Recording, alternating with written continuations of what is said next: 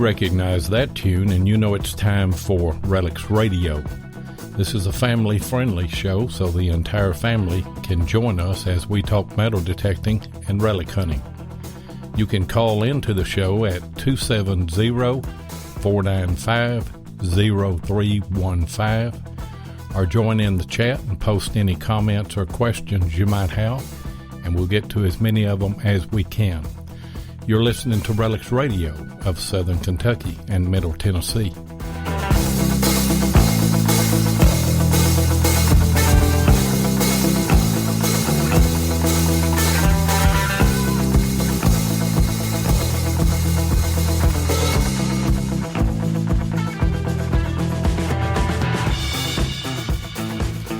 And you are live again on Relics Radio. It is September the 4th, 2018.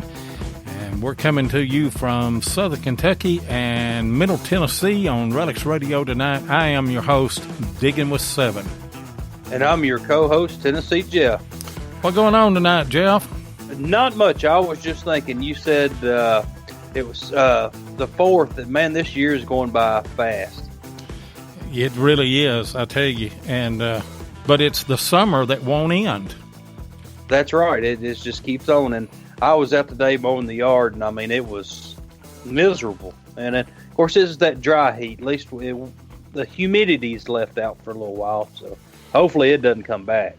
Yeah, well, I don't know. It's been hot here. I mean, I've been when I'm out, I'm sweating. Of course, I sweat a lot anyway. Yeah, you sweat in front of an air conditioner. Yeah, so. I do. I'll be wetter than I've always bring me a shirt change. I'm like Bill Marsh. I got to change shirts 2 or 3 times. But Jeff be just as dry. My hair's all wet and everything. Jeff just as dry. I don't know what the deal is on that. We've had a busy week this week, haven't we? We sure have. It's been busy. I tell you, we appreciate Mike Lyman, M.A. Lyman 24, Monday night. We were on his live stream. That was fun, wasn't it? It sure was, and that was my first one I've ever done, and I really enjoyed it. So, I mean, luckily I had the time to do it, and Mom was at home to watch Avery. So, but yeah, I really enjoyed myself. So. And DK reached out and wants us to do a Digger Spotlight with him sometime. We're still trying to figure out a date. He wanted to do that on a Wednesday, and I can't do it on a Wednesday, and so we're trying to figure out another day when we don't conflict with anything. And while we're talking about it, then on as soon as we got off Monday night on Mike Lyman's live stream, went on American Digger Relic Roundup, and those of you that haven't heard that show, that's the C-SPAN version of the commission meeting down in Montgomery, Alabama, about the Alabama River there at Selma and what they're trying to do down there.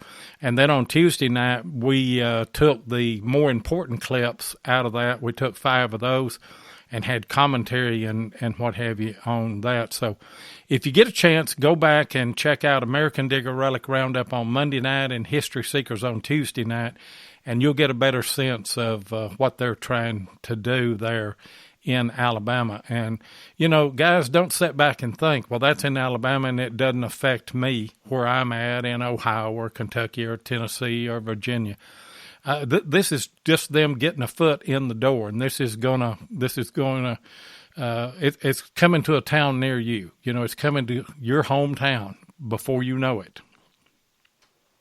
It sure will if you don't pay attention. Of course, that's with everything. If you don't pay attention, it's going to happen. So. Yeah, and he said that he's going to get some form letters done up, and then we were going to post those on all of our social media. And so everybody that listens to our show will be able to take one of those form letters and send it where it needs to be sent. we're thinking about doing a petition too and sending it to that commission to try and save that little mile stretch of water there from being put on the registry and taken away from metal detectors because they found 2 Civil War bullets. That's it. So, and how much did it cost to find them 2 Civil War bullets? They claim it cost the state $15,000. So that's $7,500 per bullet. But the truth is, it was probably $50,000 by the time federal money gets in there. So you're talking about $25,000 a bullet. I'll hunt all day long for the $7,500 bullets, I'll tell you. Well, I've got a few bullets. I'll sell them if they want to buy them. So. Yeah, they don't want to do that, though, I'll tell you. Yeah. Who we got in the chat?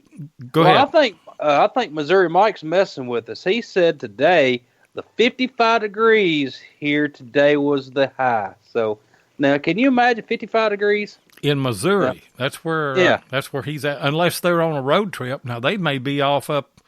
You don't ever know about them guys. I'll just tell you. They may be in Nome, Alaska. They are. I see Jeff Ford's in the chat. So, well, go ahead and tell us who's all's in the chat real quick. We got Chris. We got Ohio Relic Hunter, Bill Hayes. Let's move on up here a little bit. Let's see. We got Ken Guthrie.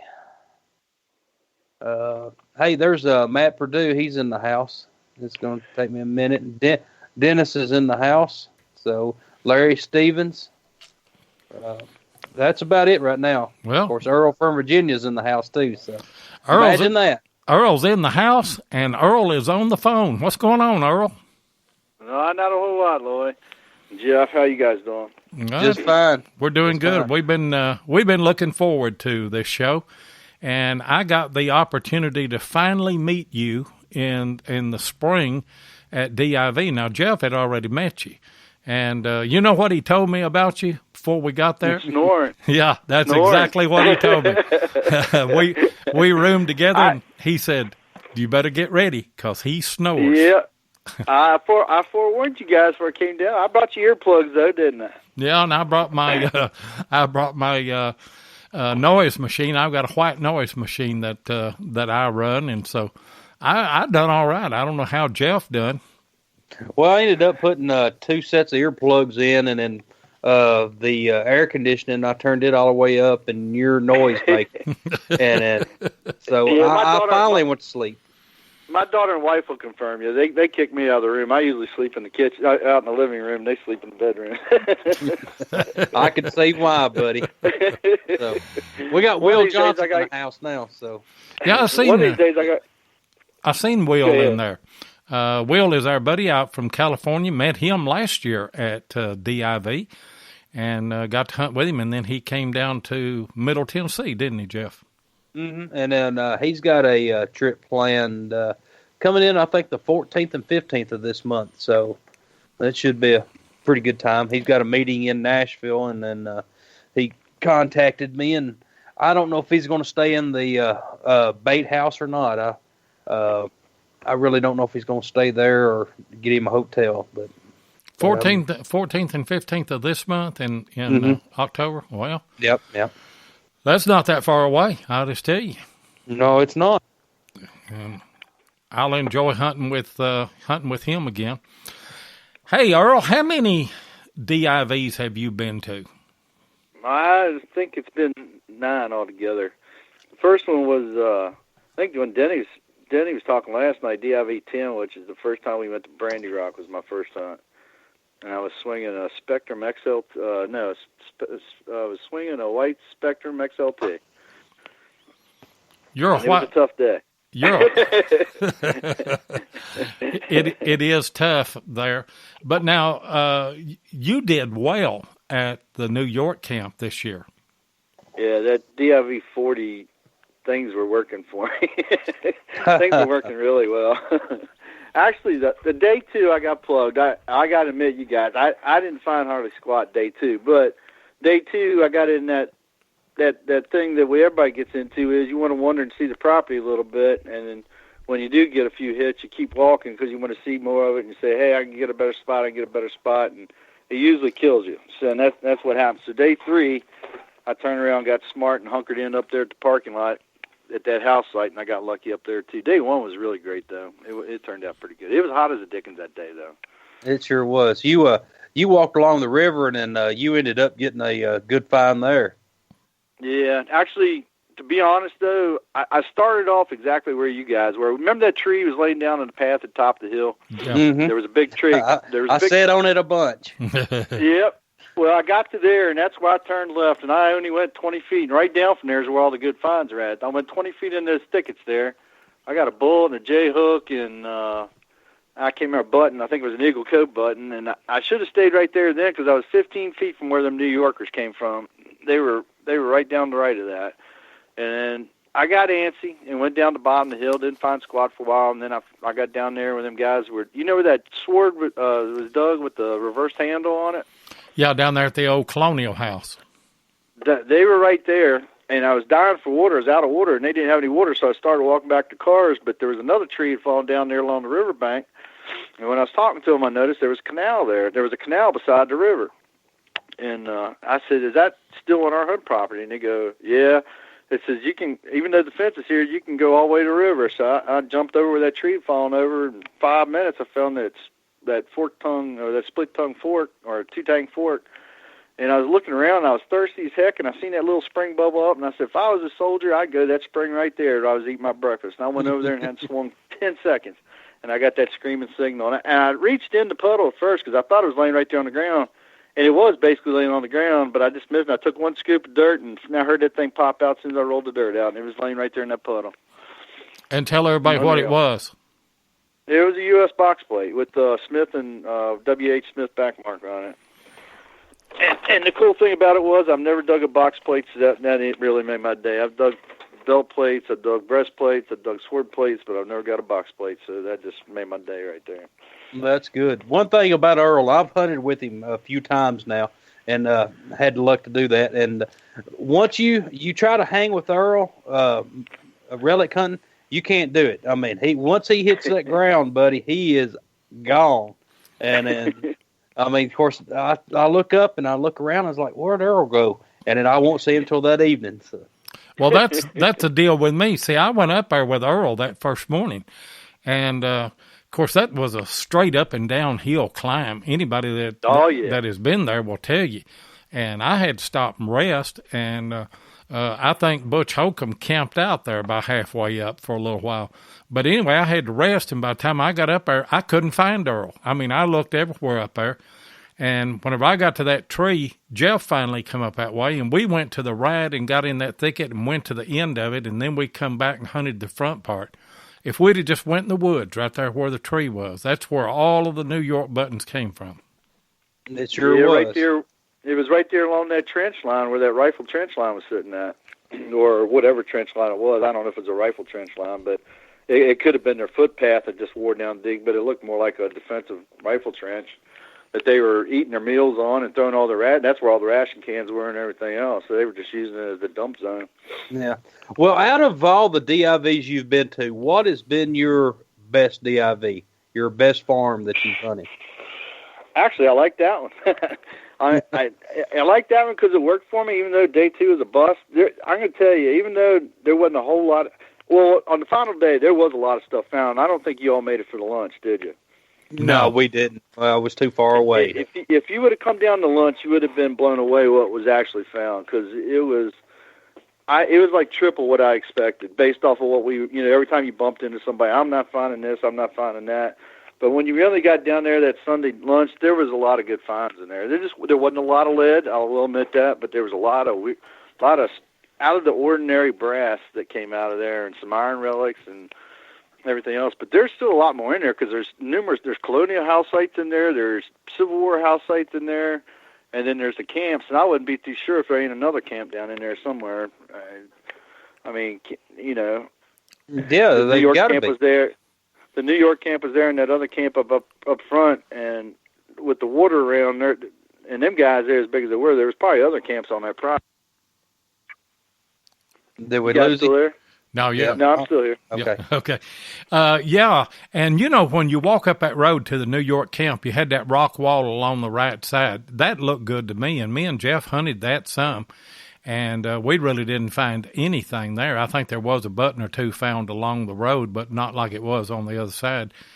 But that wasn't on the property. If we could have got on that side of that rock wall, I would say that there's quite a bit of stuff there. I agree with you. That's what I kept eyeballing too. And I went back to that wall several times just looking over there. It was definitely drawing your attention, that's for sure.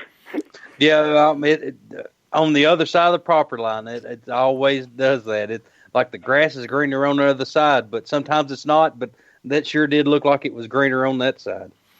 That's what you always think. You always think if I could just get over there.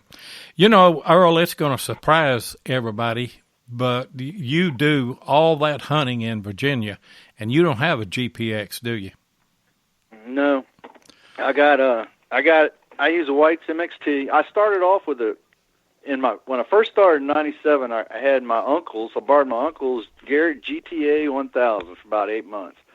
And I borrowed it. And then I had a friend who bought a Spectrum XLT. He didn't like it. He used it 3 times, and I bought that machine off of him. I used it for about 6-7 years, and that was a good machine. I wish I still had that machine. That was great for this area. And then I went to the White's MXT, which I've been using through most of my DIVs, except for this last one. I did use the Garrett on the last day on the last one. But I've used the MXT on 8 of the 9 digs that I've been on.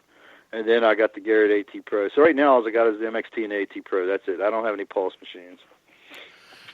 And that worked out there because at most of those DIVs out in the field, now in the woods is different. And I think that was what was different with this hunt here, is that so much of it was in the woods, and so many of those bullets were shallow because you didn't have much soil up on top of the hill there. And the GPXs were blanking on those bullets. That's why we weren't finding them. I mean, you thought that they were just big pieces of iron. Yeah.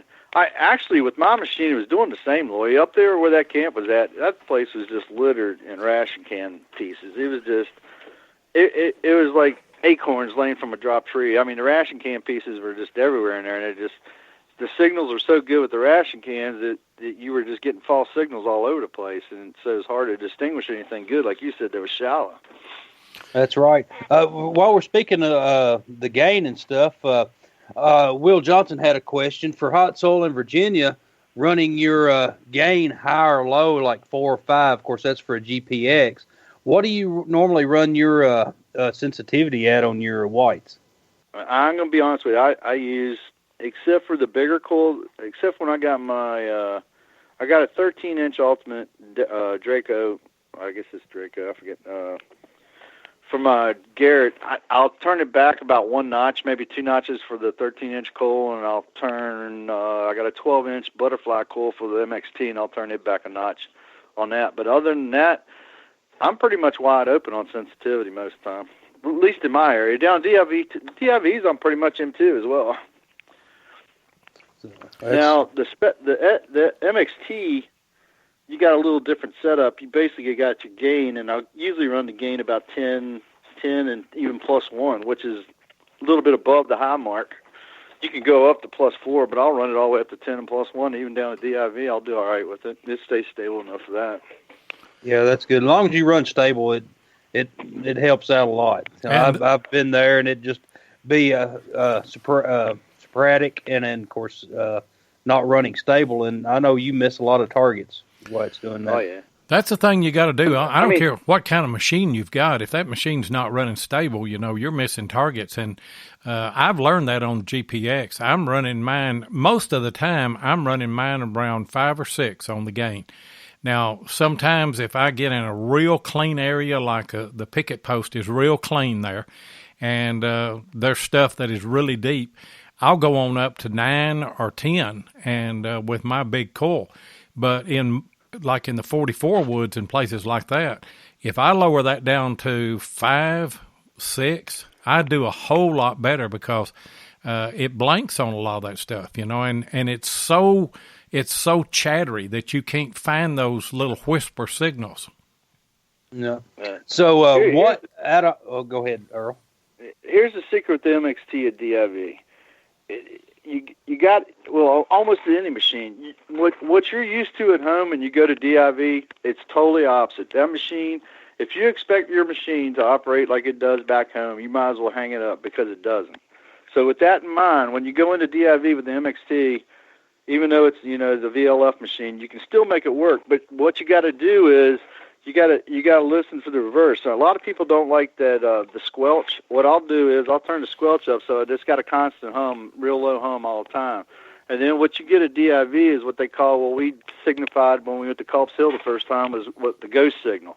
So what will happen is when you get over a bullet that's about 8 inches deep, your squelch or your background noise will just die out. It'll be like a flat spot. So instead of being the screaming signal you get like a bullet home, it will be a dead signal on the MXT down there at Culpeper, or a ghost signal. So you got to almost turn up. You got to turn your squelch up enough where you got low background noise, and you listen for the dead spots. And then on top of it, what we also found was you can go trigger forward, which is throwing in some discrimination, which helps cut through some of that junk in the ground. And a lot of people don't like using that, but on the MXT, you got the option to go trigger forward. We went trigger forward, especially in Culp's Hill down there in the parking area to the right. There's a good field there that'll work really great on. And you just turn that squelch up, listen for them ghost signals, and go trigger forward, and you're rocking. Man, that sounds good. So I can say you've hunted Virginia, the red dirt, quite a while with the VLF. What's the best VLF machine you've used in Culpeper? Like I said, I've used the MXT 8 times. The Garrett this last time, but only in that front field. Now, is that the best one out there? I would say no. The TDI is a pulse machine too, right? The TDI was the next step from the MXT. I don't know. The MXT does good there. I've heard the one Tesoro does good there, and I'm sure this new Knox is probably going to kill it out of the park. That should probably work fairly well there too, as long as it bounces well.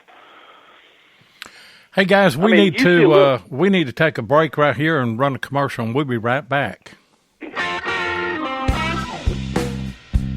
Hey, Seven, we's looking good in our new Relics Radio T-shirts. Yeah. Ken and Mark Guthrie of detectors.com done brung them to us. Yep. And they makes other shirts, too. Yeah, boy. Detectors.com can handle tees for your club, hunt, or any other promotion folks may have. They even got the Wide Pride shirts. Yeah, them boys does the manatee crawl. Yeah, scooting on their bellies. That's what I said. The manatee crawl. Looks like slugs eating jelly. So whether you hunt horizontal or vertical, tell the folks where they need to go, TJ. www.detectors.com.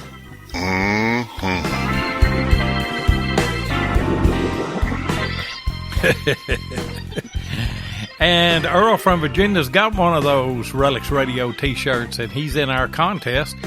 I want to remind you guys, check out detectors.com, get you a Relics Radio T-shirt, take a picture of yourself, come to the Relics Radio Facebook group page and put that picture there. We'll give you a number.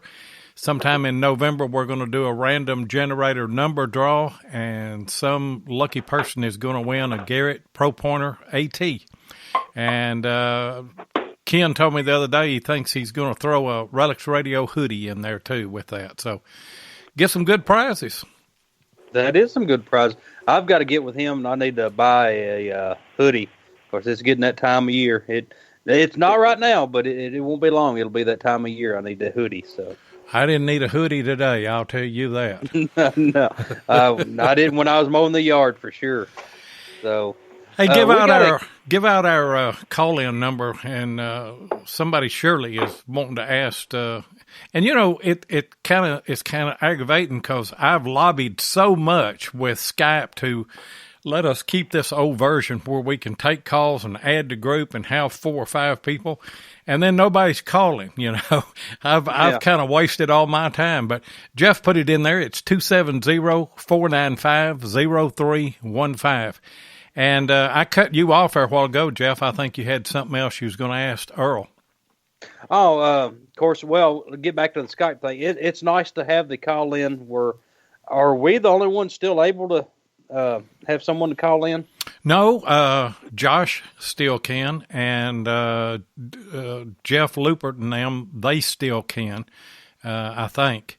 I don't know on theirs, but History Seekers. I just thought you were special, and I thought we were the only ones that could have that. No. Jeff hadn't. I mean, Josh hadn't updated yet either, and he sent a message to me the other day that he'd got an email from Skype that they were going to kill these off November the 1st. I didn't get that email, so I may have to get back on their back again and stop all that. But right now, History Seekers and us have the same Skype account. They're using our number and everything over there. So this number here will get you into each show.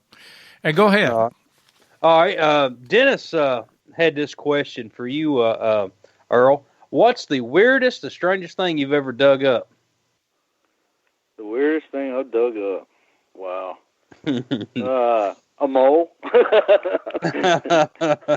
I'd say. Scared the bejesus out of me, man. It was in the fall, digging up a mole that was in the ground. That was probably the weirdest thing I've ever done. I bet. So it just popped up out of the ground like as you were digging the target? It was down about 5 inches, trying to dig a bullet signal, and he looked about, they're about the size of a mouse, and that thing just rolled out and just caught me off guard, man. It's like, what the heck is that?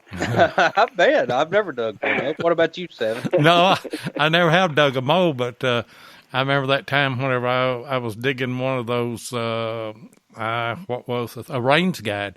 I looked up and there was a dog looking at me in the face, and I made a little hay out of that. But, hey, Earl, I remember whenever I first started watching your videos about those intertwined, what are they, bit bosses that you found? Bit bosses. Yeah. Talk about those. That was from that field I had in Stevenson, Virginia, right there at Clearbrook, which is actually a little bit of both a battle area for the 3rd Winchester and actually run over from the 2nd Winchester. So it's 2 battles ran through there or in that vicinity. That one I had maps for and been spying for 10 years. That field, we'd have gotten lucky. They were putting in some storage buildings about half mile from there, and we got lucky to dig that and found some really nice items. It was a little picket spot, and for years I wanted to get in that field. Well, make a long story short, I found out the guy that owned it was a childhood friend of mine and a good friend of my dad's, and his dad were good friends. And so I got to dig the place about 8 months before I lost it. And I won't even get into why I lost it. Basically, I lost it because the renter was a former owner, and he was an old farmer that didn't want anybody on his land, and he ended up causing problems, so I no longer got access. But the intertwined bit bosses, when I dug at, that field had a little bit of everything. It had some camp stuff in it. It had some Confederate Gardner bullets in it. It had some carved lead on the north side of the property, and it had some camp stuff and skirmish stuff on the south side of the property. And actually, the field was only 7 acres. What was killer about it, there was 2 other fields that I never got to dig. They were next to it. Were going to be even more better than that one. And I was kind of working it because he had cows in there, and he didn't want me to work at it at the time. So I really missed out on the big deal. The big relics were in those 2 fields. So the one day I found the bit boss. I think I had my White's MXT. It was actually in the spot where I hadn't found hardly anything in until that day, and I was leaving. You all were talking the other day. I can't remember who it was, Ken or somebody was talking about walking. No, it was Denny. He was talking about walking back to the truck and swinging a cool.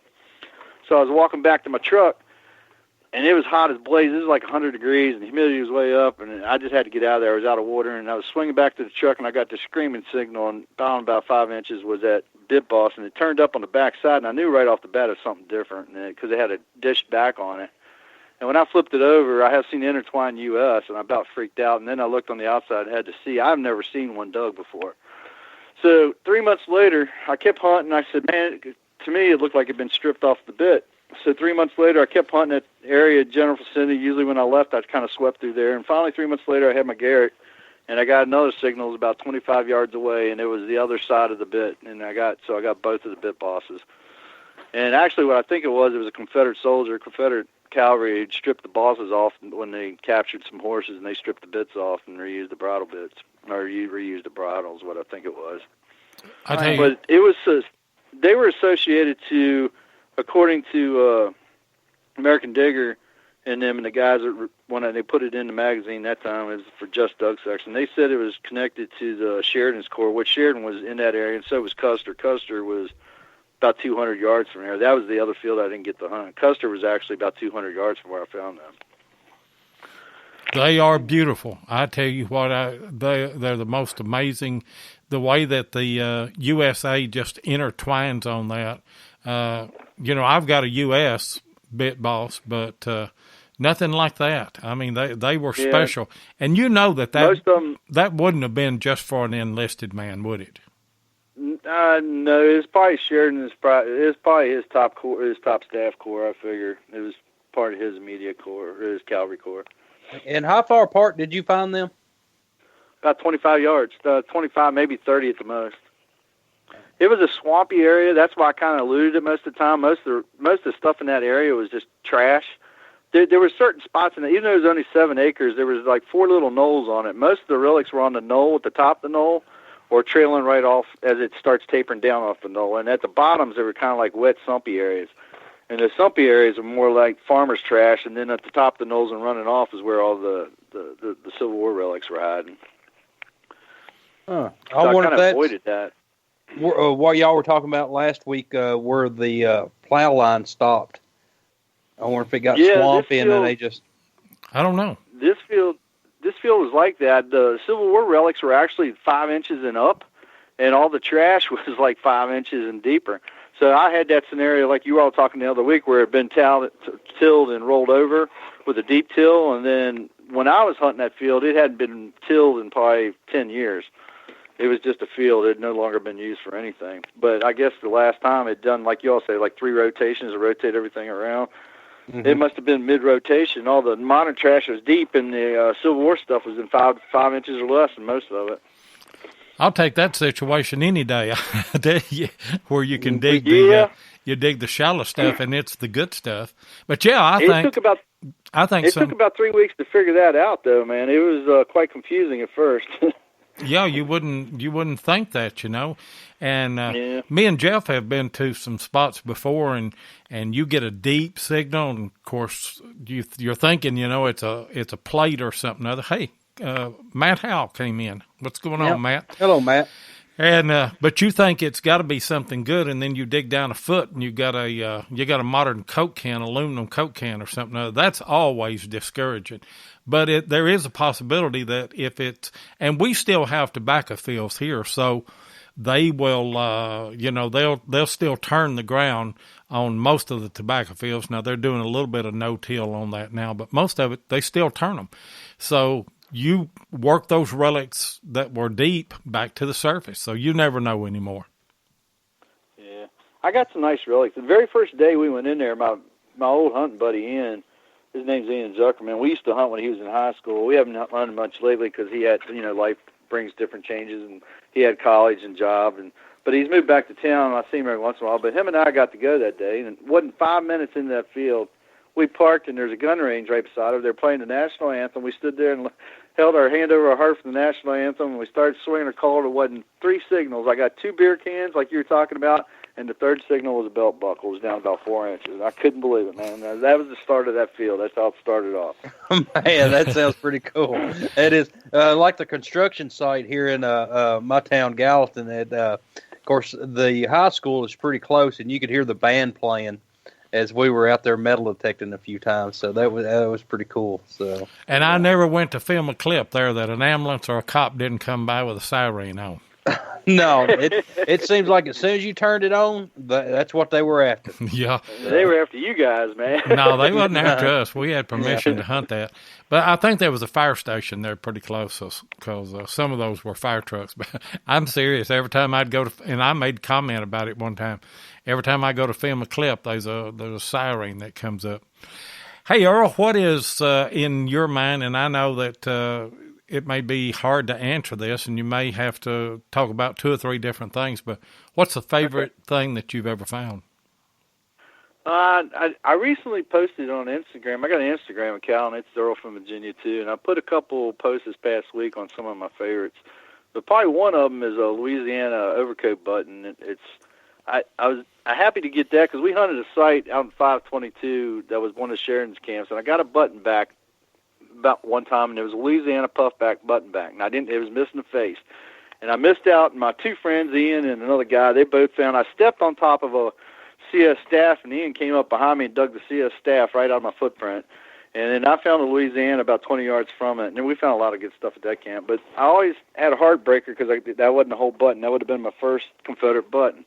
3 years later on Juba Early, we were hunting First Winchester site, which is a site we hunted when I started metal detecting. We hunted there for 3 years. And within a week, I got a Maryland overcoat button, which was associated to the 1st Maryland Infantry, which is Confederate states, not Union. They were actually Union and Confederate beginning of the war. And then I got a Louisiana overcoat puffback with crew gold gilt, and there's a picture of that on my Instagram account. It's probably got to be my favorite button. But also in there, between those two signals, within 10 feet, I got a nice, about 2-inch paleo black chert Indian point. So between those three relics within 10 yards of each other, it's got to be one of my best finds ever.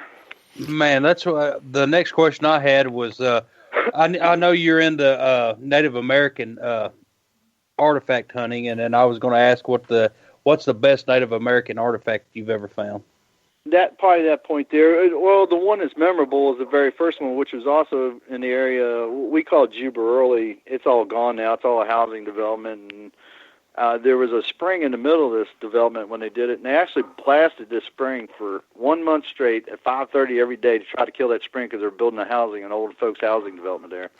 And they ended up killing the creek. They had to stop blasting because they killed the creek for like 3 weeks. So somewhere in the line, there's a huge canal under the ground where they did that. But right down from that spring, there was a hillside where there was a bunch of there was a bunch of flakes and stuff and points. And I found a rose quartz point in there, and that was my very first point I think I ever found.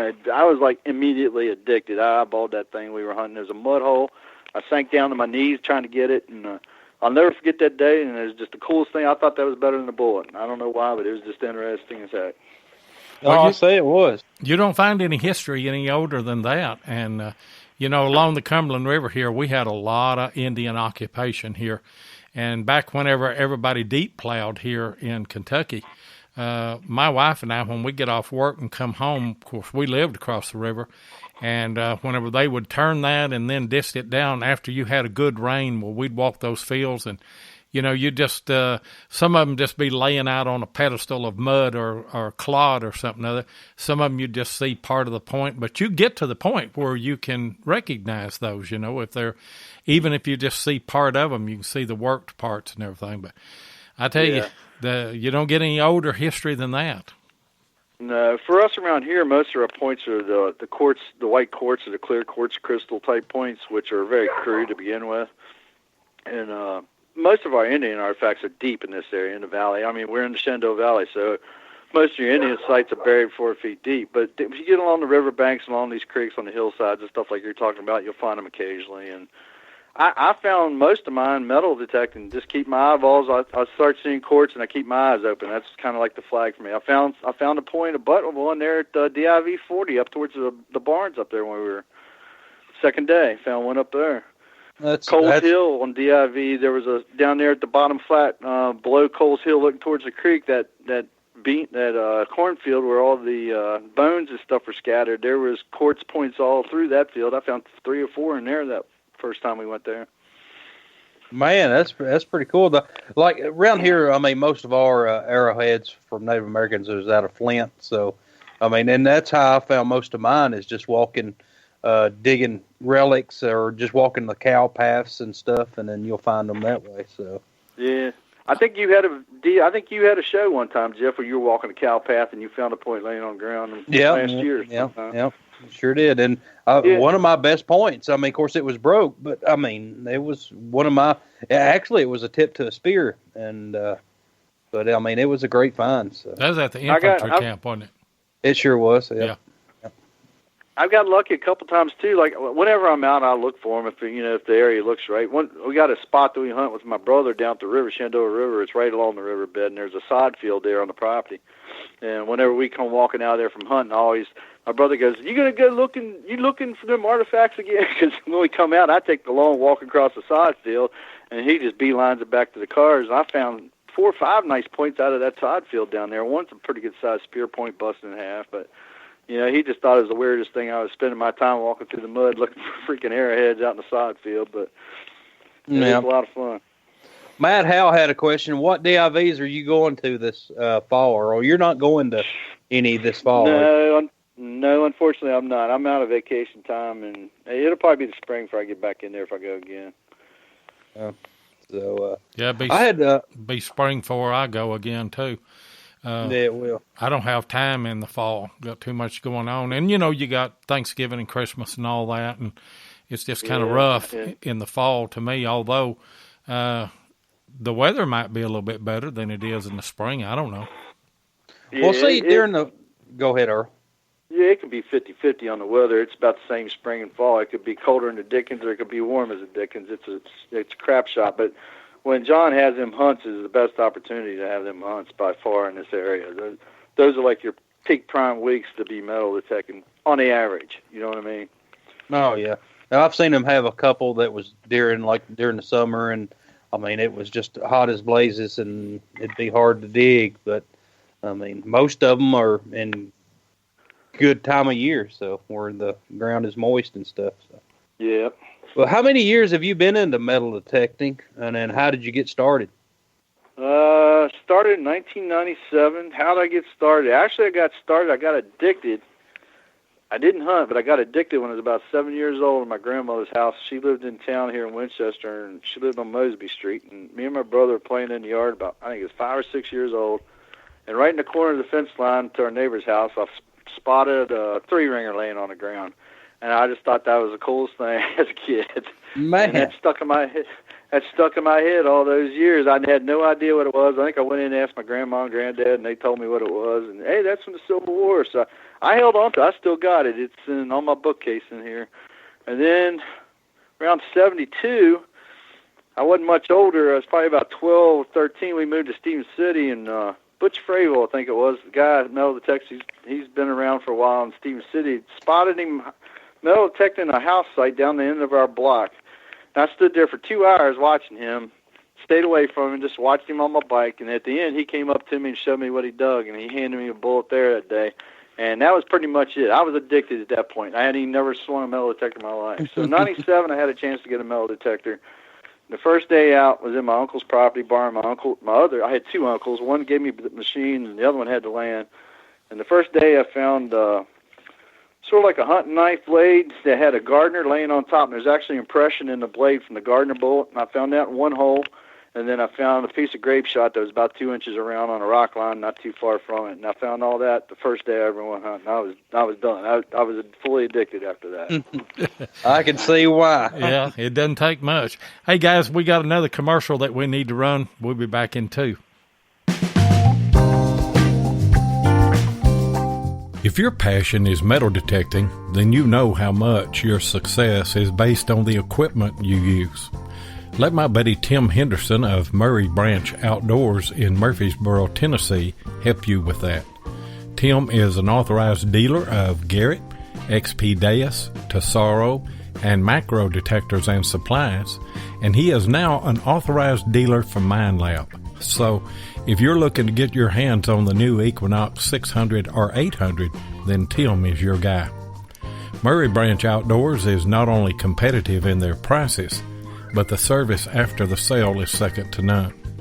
Tim not only sells detectors, he uses them, and so he can answer any questions you might have. Murray Branch Outdoors also deals in used detectors, and he'll take your old detector in on trade when you decide to upgrade. So give Tim of Murray Branch Outdoors a call at 615-948-4611, and be sure and tell him Relics Radio sent you. And Tim is a great guy, good hunting partner for us. And you call him, he will give you the best deal that you can get. And while we were on that break, Matt Howell called in. What's going on tonight, Matt? How you guys doing? Hello, Matt. Hey, Matt. We're doing good. How you doing, Errol? Pretty good. Yeah. I'm just admiring that story of standing watching somebody for hours. I think that's yeah. fascinating, man. Yeah, that was quite an experience as a kid, man. It's like, what is that guy doing? It just amazed me. I mean, then to actually for him to hand you something, I think that's really, really cool. Yep.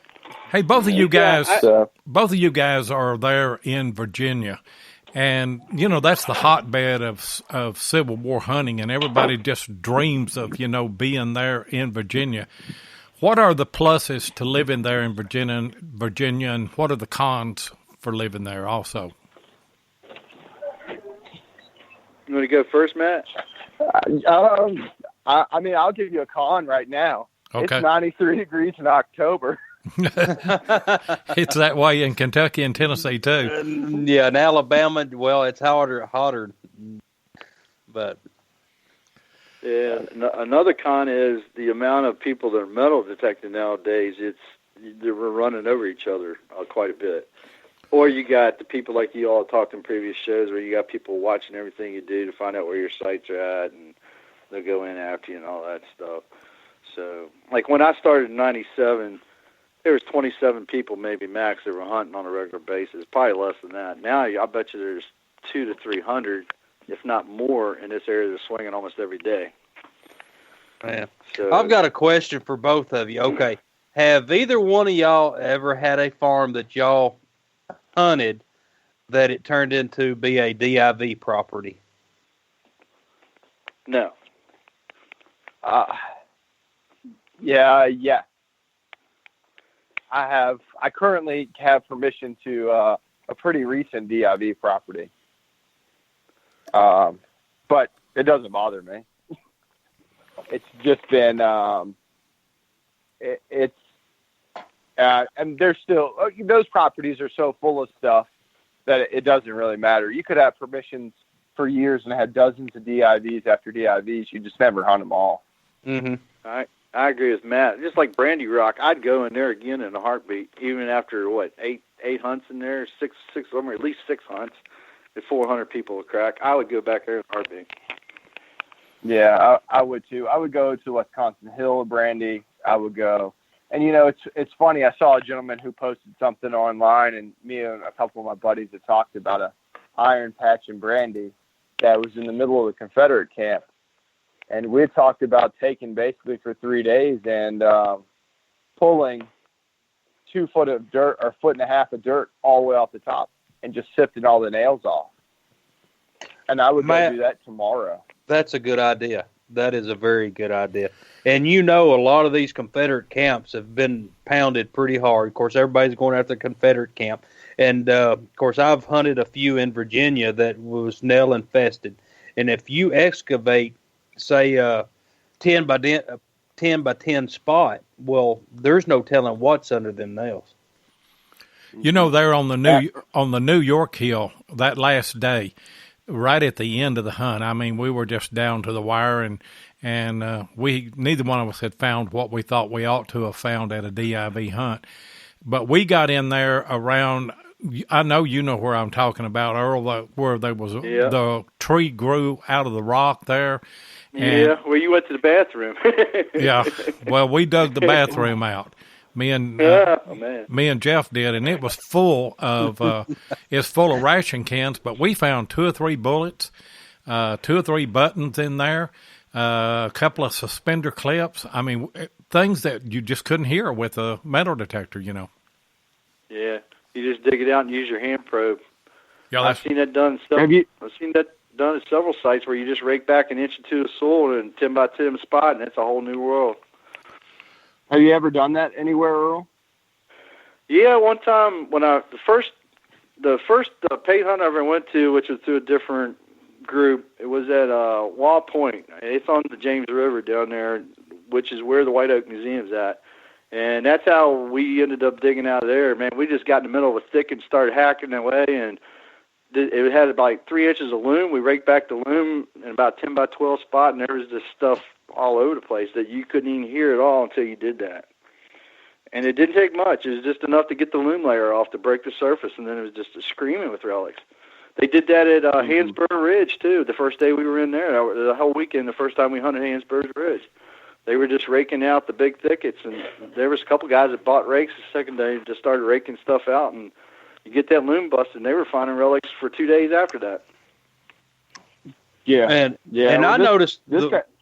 Go ahead, Matt. I was just going to say, this gentleman's post said he had hunted basically a virgin site, but he said 70% of the relics he found were by hand when he decided to sift when all the other relics. And he had a tremendous amount of stuff. Yep. It just takes patience. It takes a lot more patience than swinging a coil. It sure does. And I've seen on the Wisconsin hill, every time I've hunted that, it needed a good bush hoggy. And then a weed eater would have been a good investment the times I've been there. But I guess the last hunt they cut it a little bit closer. So I wish they'd have bush hogged that back field at the New York camp there. I mean, there's no telling what's back there, is there, Matt? Yeah. Oh, it would have been unlimited. Yeah. I mean, I really think that there's some, the relics there weren't deep. The guys with the big coils, the reason the big coils did well because you had 10 inches of space with grass. But the guys who worked the small coils did great. Yeah. Yeah, I agree with you. Would either one of y'all go back to that New York hill again? I'd go in a heartbeat. I would too. I would go with. Go ahead. I would go with lesser people. Yes, about 150. Yeah, they were. Yep. I was thinking 100. There's a lot of people there. I bumped into that guy who made that one plate. Y'all remember that plate where it had the inscription on the front? I can't remember that gentleman's name. It was an incredible I think you plate. ran into him. He remember Rev War, right? Yeah, do you remember what his name was? I do not. He got in. He bumped into me that last day at lunch and started telling me he ended up finding a spot when he right after lunch that I talked to him a little bit about. It was down there behind where the barn was at the bottom. That little creek when you first came in, there was a little tiny creek there at the barns. If you followed that creek down along the barns, down going south, parallel to the Wisconsin camp, he got in a site down there. I think he found a plate and all kinds. He was finding gun parts and all kinds of stuff down there right before we left in the last 2 hours. And I was talking to him, and he said, I'd go back. If I go back, I would be down in that holler. Because he said, he goes, he's by himself, and he was just getting signals right and left down there. So I would take a shot at that. All the way down there where the colonial houses were? No, when we first came in, when we first drove into the property, where the barn was at. Oh, really? You're talking about where the Vermont camp was. Oh, okay. Yeah. Okay. Turn left. As soon as you came in on the left-hand side where nobody went hardly at all, followed that creek down. He followed the creek down and went down in the corner there. There was a little drop-off in that hill and a flat where the creek was at, and he was finding stuff right and left down in there. Man, Jeff Ford said he would go back for the installed escalator. I think we would all go back if they installed an escalator. It sure would be easy.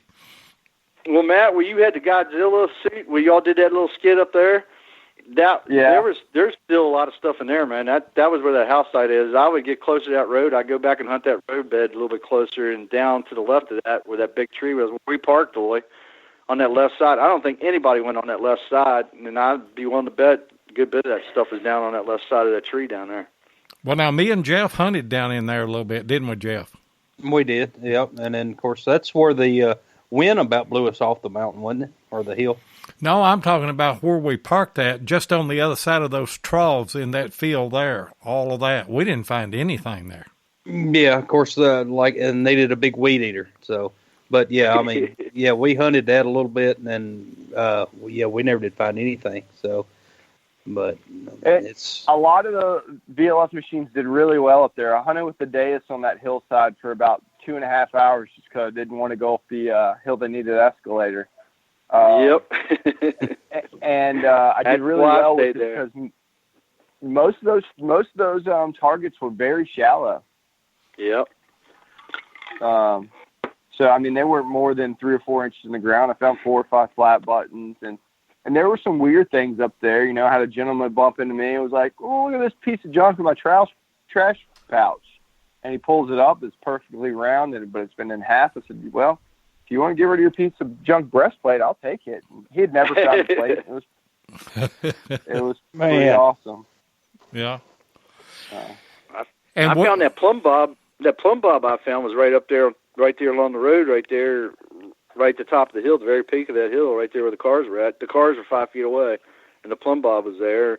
And right along that fence line, I found that large cent had been hammered, 2 or 3 nice big old colonial buttons, and there was stuff in there, but you had to deal with all the iron that was in there. There was a ton of iron. I mean, you could dug iron for a month out of there. But in the midst of that, there were some good little signals, like Matt was saying, that were fairly shallow. They were just screaming at you. So have either one of y'all, both of y'all been locals?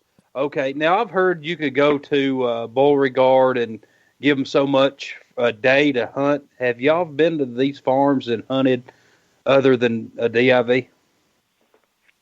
I haven't. I've heard that same thing too. I heard it was like $75 a day or something. I've never done it. I don't even know if that's for sure, but that's a rumor mill, yeah.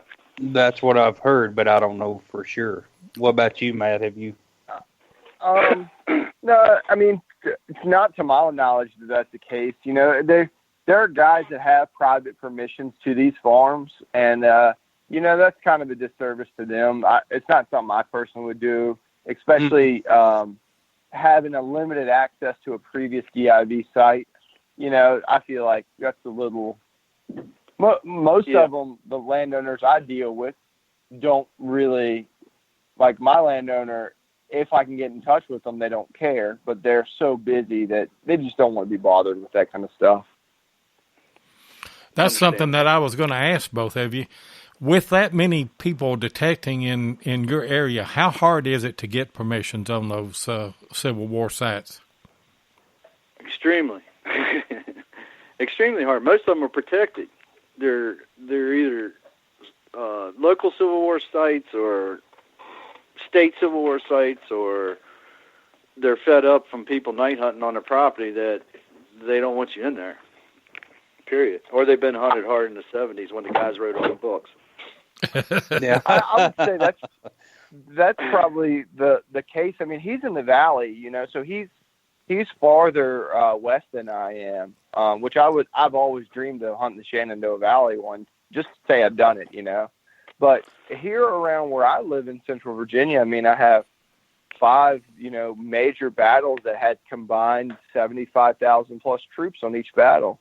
And, you know, if you're smart about it, and I don't know how it is in the valley, if you think outside the box and you really, really put your nose to the grind, great permissions are still out there. But if you're one of those guys who goes up and says, this one's in the center of a battlefield, and it's a massive farm, and you knock on the door, you're liable to get shot. Yep, yeah, I agree. The thing you got to look for is not so much the battlefield, but look at it where they were staged before that. If you get a lot of these battlefield maps, which are quite prevalent for the Shenandoah Valley, it will tell you where they were staged the day before, or the hours before, the night before, and the night after. And then those are the spots you want to get into. That's where they're dumping their gear before they go into battle, and there's some killer finds in there still that people haven't hunted, because like you said, back in the days in the 70s, they were hunting the battlefields and the camps. All that other stuff, the little outposts and all that, were highly overlooked, or they just didn't care about them because they wanted to carry their 5-gallon buckets of breastplates and sword plates and gun parts and all that. Well, that's something that I was kind of wondering about. You know where the battles and things are, but then when you can find those pre-stage areas, I was just wondering how many relics that you could expect to find at a pre-stage site like that. Quite a few, you think? I'm going to be honest, one of my favorite sites that I had, and it was very short-lived, it was a co-worker had a piece of property up near Fisher's Hill battlefield. He was on the outskirts of it. And the day he told me to come up to his house, he had a small plot, like 3 acres, and he's right outside of Strasburg, Virginia. But I didn't even know it at the time. I didn't know it until after I dug there the first day or so, and then I got a battlefield map out. But he was right on the fringe of the 11th Corps. I believe it was 11th Corps, 19th Corps. I think it was the 19th Corps. That was staged at 3 a.m. before the Battle of Fisher's Hill, and they'd actually dug. He told me, go down there to the power line. He had a power line running through the back of his property. He says, well, you run 4-wheelers down there. He says, go hunt all through there. So I go down there. I wasn't there 5 minutes. I see this trench down there. I said, have you been running your 4-wheeler down there? He said, yeah, that trench down there. I said, yeah, we run down there all the time. Well, it turned out that trench was a freaking rifle pit to the 19th Corps where they dug in the morning of the battle. They were held there in reserve. So I found a North Carolina button, some trouser buttons, infield butt plate. I got script, silver script, writing pencil, and a bunch of other stuff, and like 10 visits there. And then he got a divorce from his wife, and then I lost the property. But I would give anything to go back to that spot because there was just unbelievable amount of stuff in there. It was just laying, literally, like Matt said, it was laying most of it. I dug a breastplate that was 2 inches in the ground, and there was an invisible dog fence right beside of it. I mean, it was just crazy stuff in there, and it was all practically laying right on the ground. Well, the reason that I asked about it is because this last week there's a guy, he got a hold of me about a month ago, and he's been doing quite a bit of research and everything and sharing some of that with me. And but he got a hold of me, and he had found a map that none of us knew existed. And what it is a pre-stage area where 2nd Kentucky, these are all Confederate troops, 2nd Kentucky, a group of Georgia troops, another group of Texas Ranger troops. But anyway, this map shows exactly their pre-stage place. And I went and hunted a little bit at one of those. I'm not for sure that I'm exactly where I need to be yet, and only got permission on one part of it. But the only thing that I found there was a round ball, and I was just wondering, on a pre-stage area like that where they set up before they go into battle. Of course, I know it would depend on how long that they were there. I just wonder what conceivably that you could find at a pre-stage area. Is it a good spot, or is it just kind of hit and miss? Look, think of it this way: if the battle they were engaged in was any kind of a battle, meaning let's say 5,000 or more, I would say that their thought was, we can be in battle from morning to night. The things you're going to need is be light and to have water and all that. So a lot of times what they did is they shed their packs and they shed their gear, and they go into battle with their cartridge box, they go in the canteen, they go in their rifle, and the rest of the stuff sitting there on the ground, and hopefully they get to come back and get it. Yep. So there's a gold mine sitting there if you find the right spot, more than likely, if it was a decent engagement. Now, if it was just a skirmish or something, maybe it's not going to be near that. But like Fisher's Hill, it was 2 days before the Battle of Cedar Creek, which was the final stand for basically Confederates in the Shenandoah Valley, and they were already run out of Winchester 2 days before that for 3rd Winchester. So they had their tails between their legs already, and they were being chased. So my odds were higher because they were trying to get lighter and lighter all the time because they were getting their butts chased all the way down the valley at the point in time. So that place for the 19th Corps was a gold mine to me, but I didn't have it but short-lived. So if it was a decent battle, I would say, yeah, keep trying to find that spot and go after it. And a lot of times I've seen that they would hide their valuables and then hopefully come back to get it. And, of course, unfortunately, sometimes they wasn't able to come back to get it. So, or they got flushed out of the battle and lost and had to go another direction. They didn't have the opportunity to get back there. There's a lot of reasons for that. Yeah, or captured, and taken out. And that makes a lot of sense for the places I hunt that are major battlefields, because I don't get to go to those rear staged areas. One, they are hammered. I mean, they've absolutely been destroyed by old relic hunters. But the places I do find, especially hunting with the GPX, like my bayonet trench I have, there's not a single button in it. It's loaded full of bullets and everything else. Well, there's two parts of it. It was 95 degrees the day they fought there. They didn't fight in coats. They had exactly what Earl's talking about, is they had bayonets, they had guns, muskets, maybe a Bowie knife, maybe a belt buckle if they had it on. But they didn't fight in no coats. No, they didn't. And the time of the year makes a lot of difference. And, I know a lot about this spot here. I know it was in July. I know that the battle itself lasted probably less than 2 hours. It's kind of just a hit and run. But also, I know where the artillery set up, the exact hill that the artillery set up. And I didn't know that until I found this map. And it's full of iron up there. But I think that there was some kind of more modern structure, like early 1900s thing up there. So it's probably going to take some time to kind of work through it. But, hey, Matt, while we got you on, Will asked earlier about in the highly mineralized soil, and I know you use GPX at DIV. What do you do with your gain? Do you go down with that, or do you go up? So my personal gain, I don't know what Earl does with his, but my personal gain's all dependent on who's around me. So if I've got a big coil and I don't have anybody within, say, 30, 40 feet on either side of me, I'm gonna bounce it up to 13, 14, 15. As people start to encroach and that threshold becomes unstable, I start to lower it down, and I'll go down as low as 2, 3, 4. Huh. Is that using the GPX? Yeah, that's using GPS. Yeah. Yeah. And that's what Will was asking, because that's what Will uses. And the reason that I asked is because there was a guy that was on the New York Hill, and I asked him about his gain, and he was using an 11-inch coil, and he told me, he said, I run my gain just as high as it will go. And some people have the ear for that. If you have the ear that you can hear those wobbles and those tones in between those that high, low, woo, woo, woo, and you can hear a break in that and you can hear a tone, go for it. I mean, you're going to get the most depth out of it. I just can't seem to put my head around that. And sometimes it's on an audio overload. Man, I'm the same way, Matt. I can't handle that. I mean, I've got to lower my gain down where it's run stable, but I've been at DIVs and then, especially with the big coil, the 15-inch, and man, it's very hard to get it stable, and until you run your sensitivity down to say 5. And of course, I know with any GPX, with your gain on 5, you're still getting pretty deep. So, yeah, I mean, my experience is the more stable, the more apt you are to hear the ultra deep target. I don't care. I mean, you can fight through that high-low wobble, but if you really want to dig something deep, you've got to have a flat threshold. And, I mean, the deepest stuff I've dug were just breaks, but they were consistent in 2 directions. And you dig it, and it keeps going, and then you get down 1.5 feet, and you're like, well, there's the tone.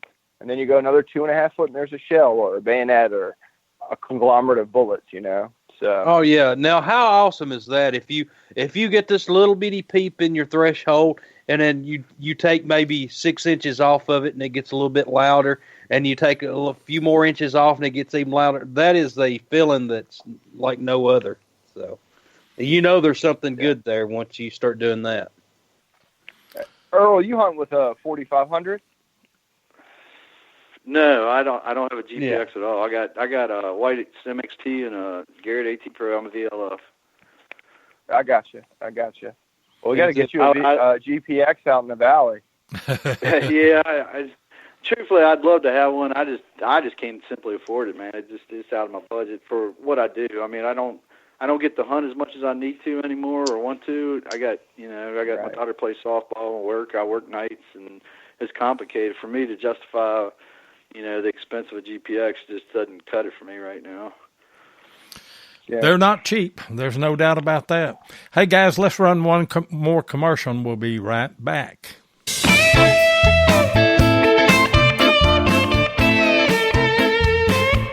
If you want to keep up with what's going on in the metal detecting world, then you need to be a subscriber to American Digger Magazine. Butch and Anita Holcomb are the publishers of the magazine and have won awards for 3 straight years for being the best digger magazine on the market.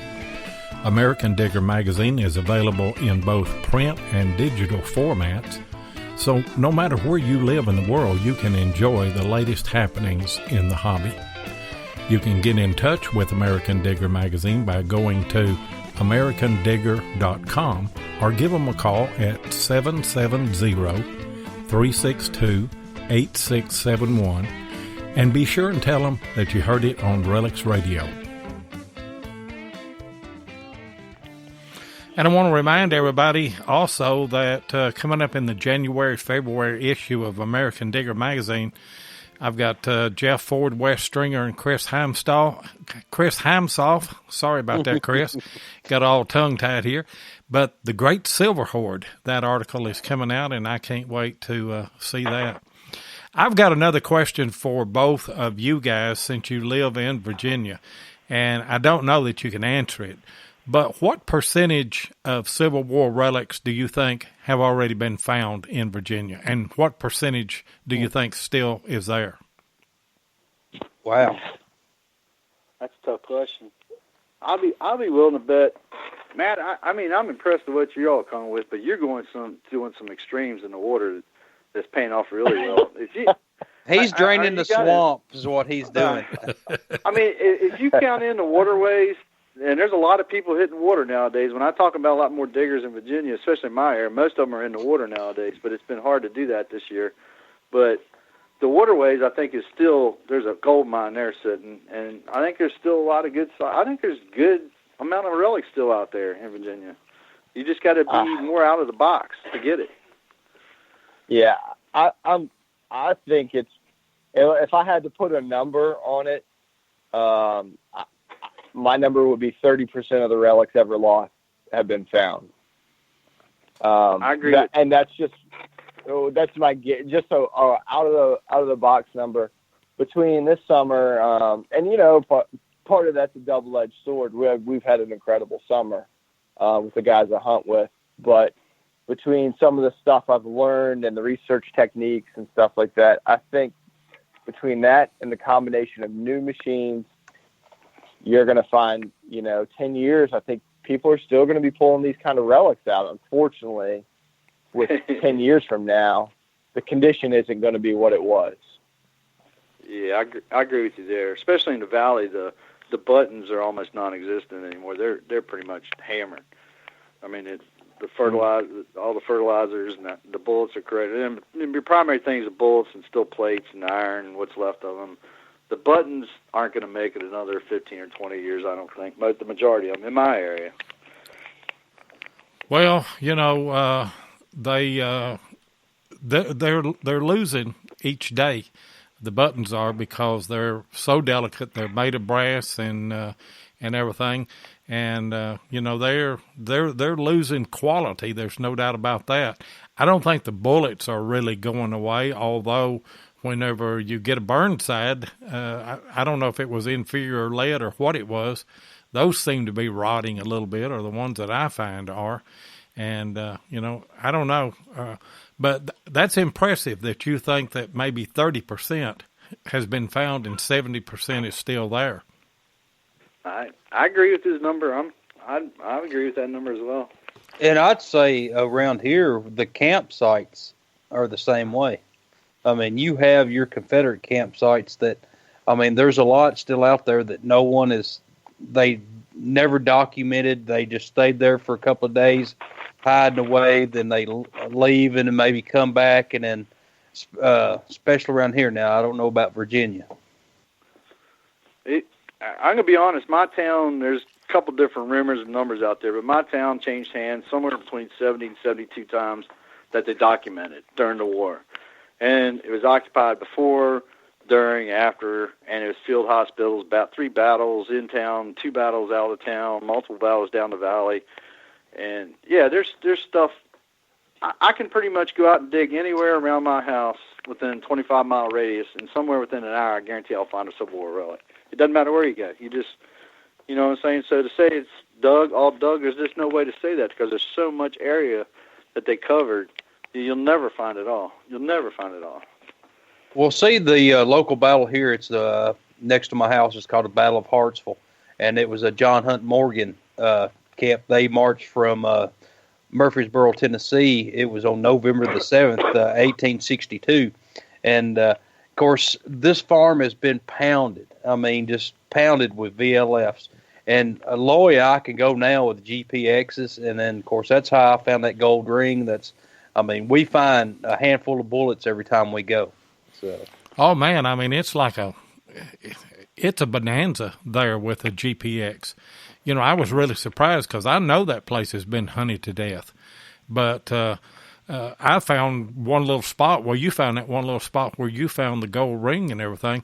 Mm-hmm. And you just have to slow down. I mean, the relics that are real shallow and real easy to find, they've already been found.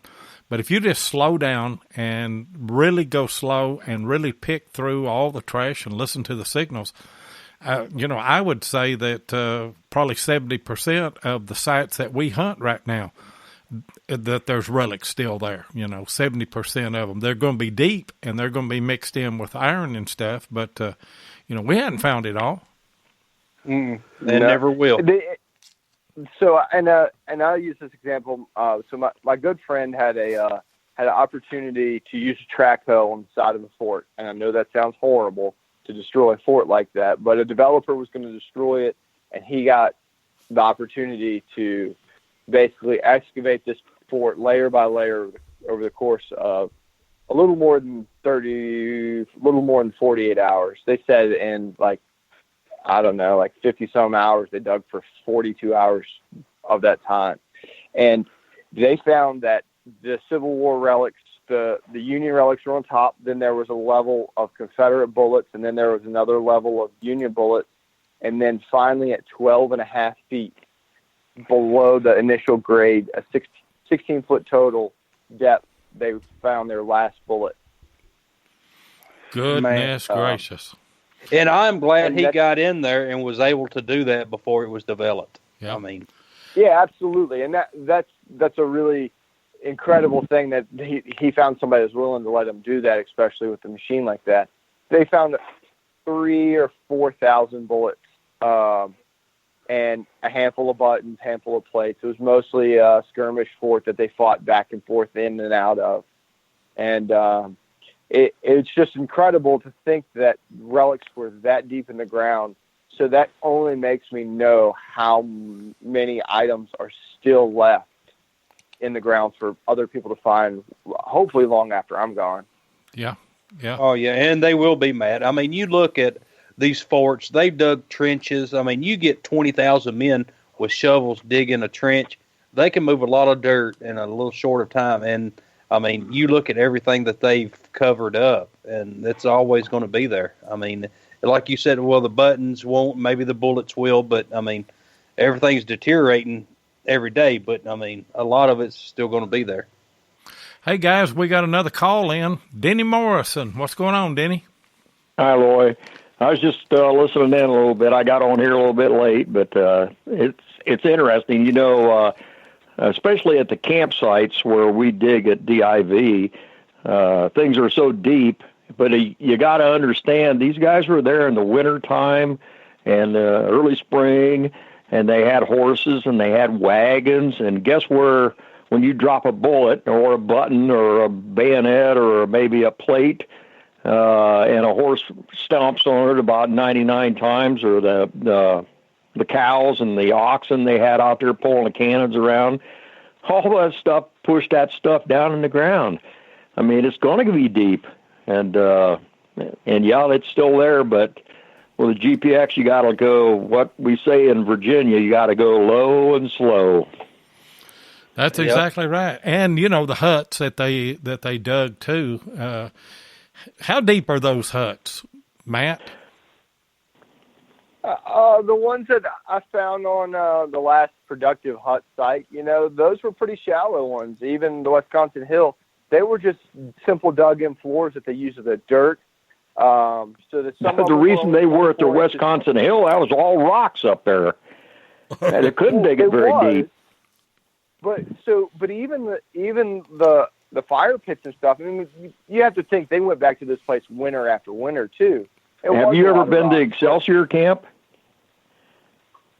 No, and I know it's a lot less rocks up there. Well, it's also very deep. I dug a bullet and a button out at 2 feet, and a fella told me, he said, keep digging, Denny, that's a hut. And we dug over 80 rounds out, my partner and I, of just bullets. I got a cathedral bottle out of there, cross cannons, and a red pop can. Now, you know why that red pop can was in there? A guy wrote a book several years ago. He's dead now, and I can't think of his name. It just slips my mind. But he and another fellow went by the Excelsior Camp for years, and they stopped and asked the farmer, I wonder if we could metal detect this sometime. The guy says, you won't find anything out there. He says, I've been picking that stuff up off the ground. And anyway, these guys finally got in there and hunted that ground, and then they talked the farmer into pushing some of the ground off of the hut sites, and they could actually see the black dirt where the huts were at. And they dug down, and all they were looking for were buckles, mostly because they left the bottles. All they took is the buckles and anything that was a high dollar. And they throw a pop can in each one of the huts so they could find it later on when it was covered back up. And I found one of them, and it had a red pop can in the bottom of that hut. And my partner and I were standing in the hut, and you could barely see our heads out over the dirt pile. Yeah, but I mean, I honestly think that's generally the exception and not the rule in a lot of places. Not necessarily. You figure if anybody's tall at all, and if they were, I know they weren't 6 feet tall, but you get 2 5-footers in there, and you're going to, if you got 2 half shelters and you're going to set in a tent for 5 months, ain't going to happen. You dig down in the ground and you make you a log cabin, and then you put that tent or those shelter halves on top of that, and that is your house. So that hut was in the ground. That's the way it was up at Brandy State or Hansborough Ridge. All those huts were in the ground, pretty deep. Yeah, they were deep at Hansborough Ridge. Hey, Earl, have you dug any huts at any of the DIVs? I have, but I've always been the one that just missed it. I tried 3 or 4. I can be right beside the guy who hit a gold mine, and mine just wouldn't have much in it. It comes down to, do you have a clean freak or do you have a slob? That's pretty much how it works out. That's just about right, Earl. Yeah. You're true. It's a hit and miss. And do you know, I've dug several holes probably about 4 foot deep, and then I just got tired of getting the bad holes. So, yeah. You know what we're using now, Loy or Matt or Earl? We're actually using a probe that you can get a sample of the dirt. I forget what to call that probe, but you probe down in the ground, and if it comes up with ash in it, you're digging. Yeah, but there's little core probes. You got right, like a core probe. That's what the guys are using now. Yeah. I tell you what's going to happen in the spring. We had Carl Hara on, and he's making those ground-penetrating radar units and making them affordable now. You can get a pretty good unit there for about $5,000 now, which is not that bad. That's 2 GPXs. And you know what? If you had a group I've worked with George Leach for years and at DIV, and if you can figure out what's on that screen, you're better off than I am, because I've looked at it. It looks like a bunch of squiggly lines. And yes, he does find some huts, but more than not, he finds rocks. Well, and they've been moved by the farmer. Carl's stuff is different than that. I mean, it's high definition, and he told us that he's going to be at DIV in the spring, and he's going to bring a unit or 2 there, and we talked to him about maybe getting together with him at one of the DIV hunts this next spring and let him just run that over the ground and find 1 or 2 of those and dig them. This spring, if we all get together up there, we need to get together with him and just try that at least one day, spend one day just George actually had a motor on his and ran it around all the fields. He's been at Brandy Rock, Beauregard, Excelsior Camp, all those with that machine of his. Is that the one that J. Doug bought off of him? Yep, it is. Okay. And J. Doug, he ended up finding a lot of pits with it. Well, after he bought it, and then of course unfortunate things happened. So I think he ended up getting rid of it. So yeah, he got a divorce and lost everything. So well, he still kept the house. So yeah, that's good. Yeah. And M.A. Lyman is in and digging Canuck. Hey, guys, welcome to the show. You'll have to go back and catch most of the archive, but it's been fun so far. Yeah, I've been trying to get Lloyd to get one of the ground penetrating radars, but yeah, Lloyd, why don't you get one of those? Yeah. Well, same reason that Ken and Mark don't have a GPX. I ain't got the money. Yeah. I've got some assets, but you can't buy. Like down in Kentucky and Tennessee, did they have winter camps where they dug down in the ground, or did they just have the tents above the ground? I don't think they dug in much here. Yeah, they didn't think so. There was a couple of winter camps that they may have dug in a couple of times, but nothing like in Virginia. No. See, the ones we dig in, especially at Brandy Station or Brandy Rock, those were Confederate huts before they were Union huts. Yeah, That's why we find a lot of tongues and things in those areas, because the Confederates used them long before the Union guys used them. Yeah.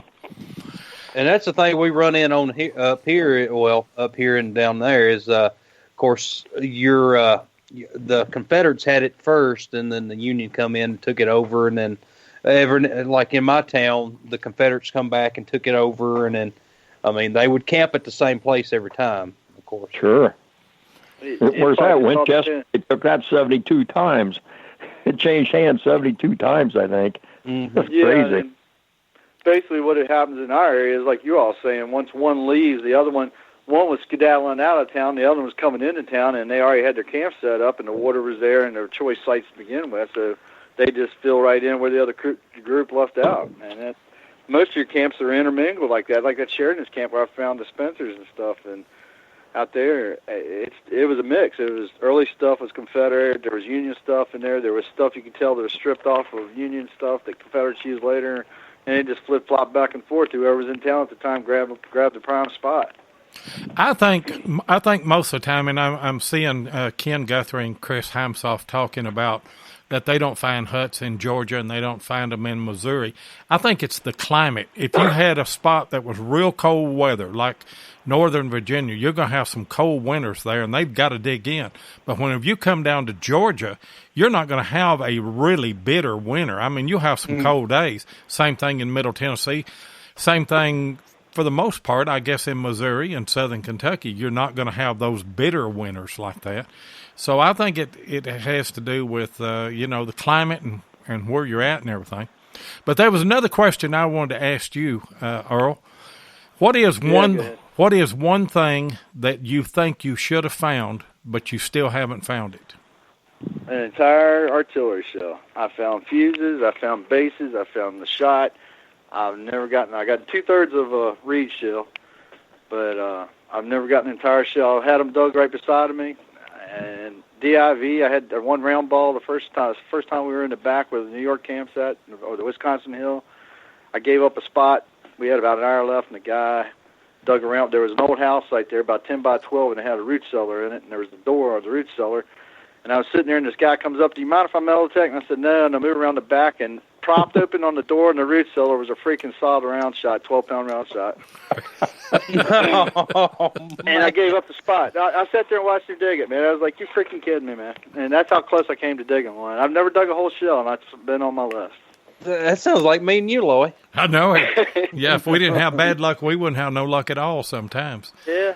What else other than a shell? Came close to GW button. My buddy Ian I was telling you about, we had a spot we were sharing, and I still might get permission to go back there. There was a spot, literally, it had no signals at all except for a peep or two, and we got to dig it, and we were finding some coins and stuff. There's an old colonial cabin on the other side of the creek, and they were building a really small development. I think 2 houses went in, and we got to get in there.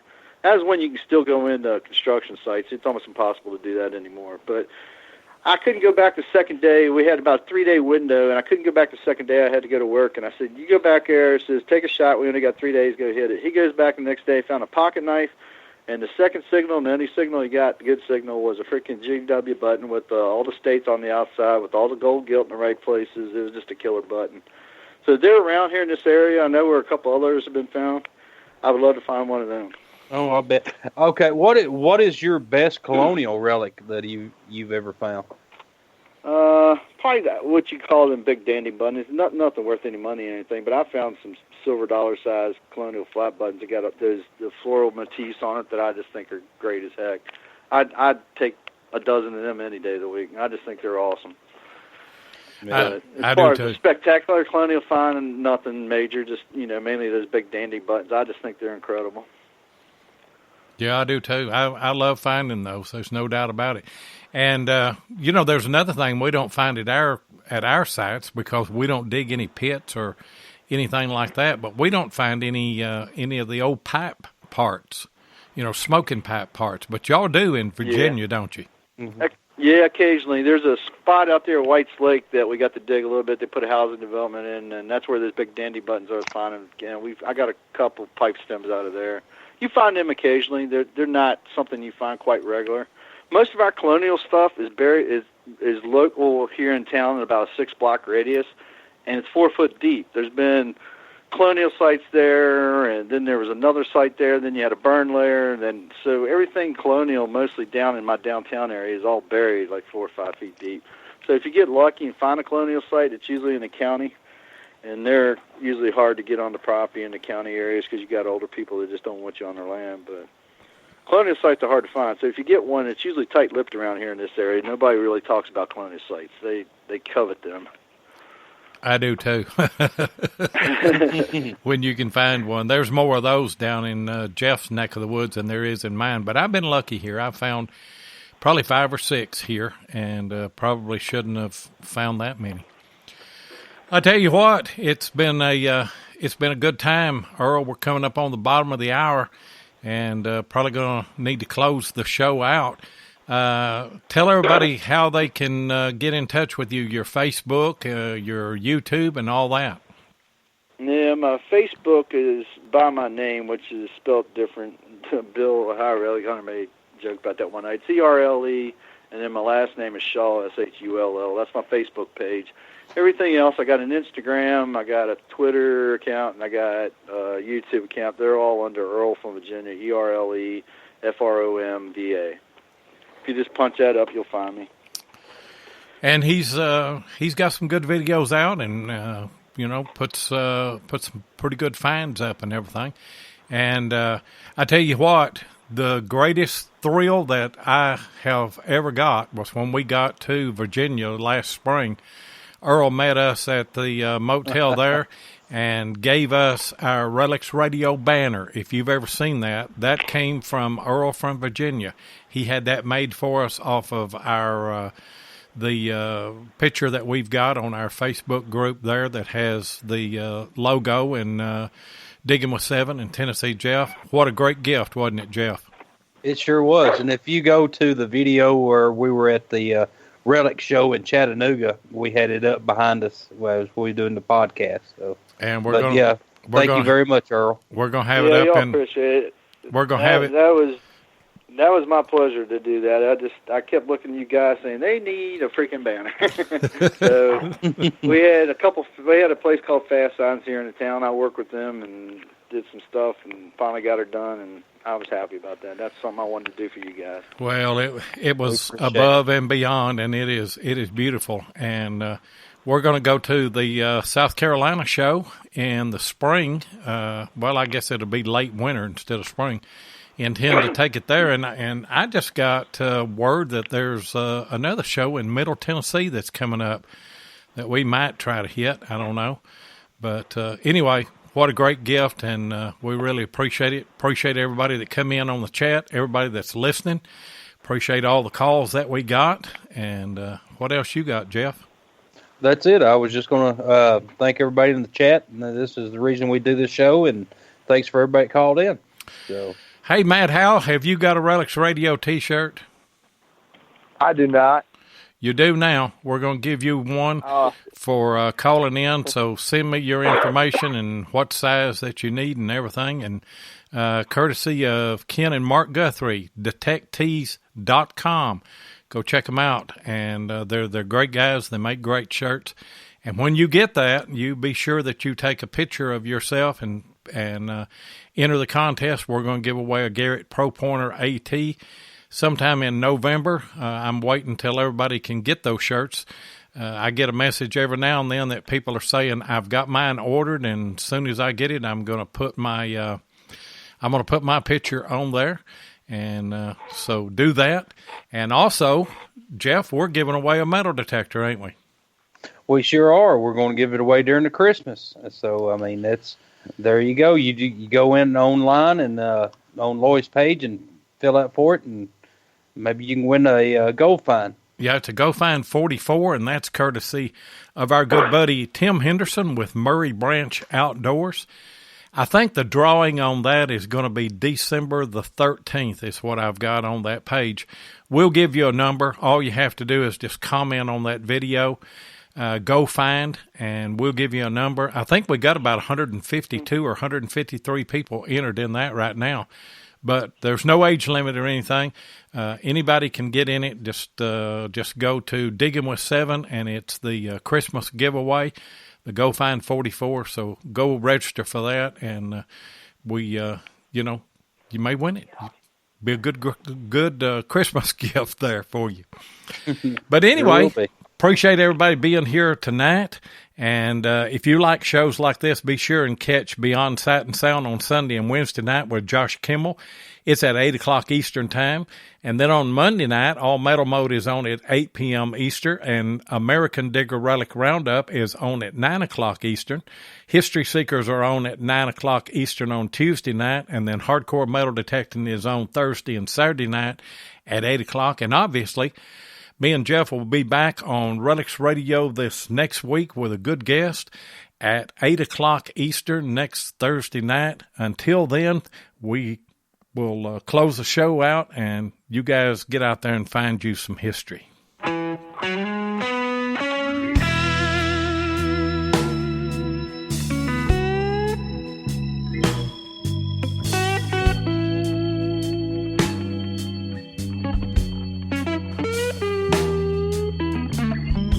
Thank you so much for joining us tonight on Relics Radio. We really do appreciate it. Be sure and join us live each Thursday night at 7 o'clock Central Time, 8 o'clock Eastern here on Spreaker. Or you can catch the archive show at Relics Radio on Spreaker, iHeartRadio, or iTunes. Please take a minute and hit the like button, and be sure and follow us so that you'll get notifications of all of our upcoming broadcasts. You can also find us on YouTube at Digging with 7 or Tennessee Jeff, or you can check us out on our Relics Radio Facebook page. If you'd like to get in touch with us, then send an email to diggingwith7@gmail.com. We'd love to hear from you. We hope you'll join us next Thursday night, and until then, get out there and dig some history.